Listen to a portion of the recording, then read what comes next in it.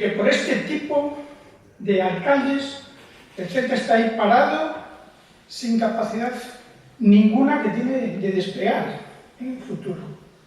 Y viendo lo que pasa en la grada de tribuna, yo me temo todavía lo peor en la grada de Río, y después en la de Gol, y después en la de Marcador, y luego en el aparcamiento. Porque meter a un ignorante como ese alcalde a hacer una grada es de traca, vamos.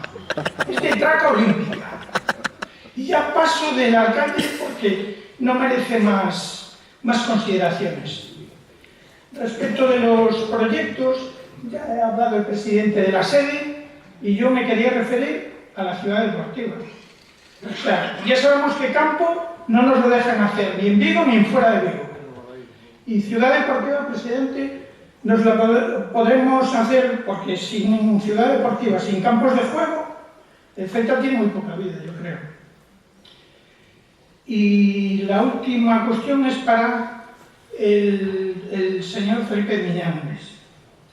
Yo no estoy de acuerdo con que se haya cedido a Borja Iglesias y a David Costas, sobre todo teniendo un central que, bueno, llamarle central a un tal Fontas es un pecado mortal, pero vamos, de todas.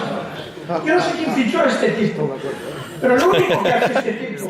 Pobre Fonti. O sea, no salta, no marca, no es capaz de despejar de cabeza con la altura que tiene. Lo único que se dedica a todos los partidos es agarrar al que tiene que marcar. Es una vergüenza tener a este tipo cobrando del Celta, una vergüenza, vamos. Y nada más que esto. Reitero las felicidades al presidente por la magnífica gestión, que ya no deben de ser felicidades, sino, como ustedes dicen, celesticidades. Muchas gracias.